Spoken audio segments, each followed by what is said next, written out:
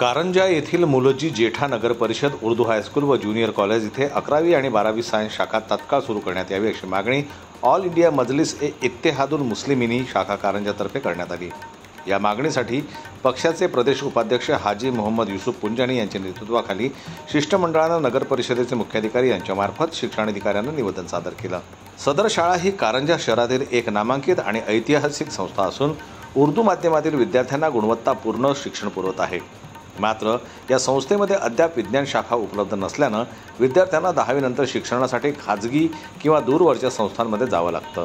त्यामुळे आर्थिकदृष्ट्या दुर्बल वर्गातील अनेक विद्यार्थ्यांचं शिक्षण अर्धवट राहतं असा मुद्दा निवेदनात नमूद करण्यात आला आहे। आज हमारे एमआईएम के नेता महाराष्ट्र प्रदेश उपाध्यक्ष हाजी मोहम्मद युसुफ शेख पुंजानी इनके नेतृत्व में कारंजा मुलजी जेठा उर्दू हाई स्कूल यहाँ पर जूनियर साइंस कॉलेज शुरू करने के लिए डिमांड रखी गई नगर पालिका में। इसके पहले भी नगर परिषद के कार्यकाल में हमने ठहराव भी ले चुका है और इसके पहले भी इसका बहुत चीज़ों के लिए फॉलो भी लिया। कई सालों पहले मुलजी जेठा जूनियर उर्दू हाई स्कूल में यहाँ पर साइंस कॉलेज शुरू था, लेकिन कुछ कारणवश वो बंद हो चुका है। इसलिए हमने आज फिर से माननीय मुख्याधिकारी साहब इनके मार्फत से निवेदन दिया है कि आने वाले समय में आने वाले सेशन में मुलजी जेठा उर्दू जूनियर साइंस कॉलेज शुरू किया जाए और इसमें जो भी अड़चन आती इसको हमारे नेता के माध्यम से इसको सारे उसमें जो भी अड़चन है प्रॉब्लम क्रिएट हो रहे हैं वो दूर किया जाए और इसमें हमारा कुछ अगर सहकार लगता है तो उसके लिए भी हम सहकार करने के लिए तैयार है। पूरी हमारी टीम नगर परिषद की पूरी टीम और एमआईएम की पूरी टीम हमारी ये तैयार है पूरा सहकार करने के लिए।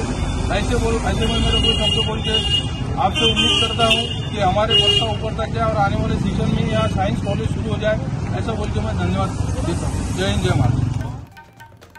शाळेकडे आवश्यक पायाभूत सुविधा, वर्गखोल्या, प्रयोगशाळा व विद्यार्थ्यांची भरपूर संख्या असून सायन्स शाखा सुरू करण्यास ती पूर्णपणे सक्षम आहे असे AIMIMच्या शिष्टमंडळाने सांगितलं।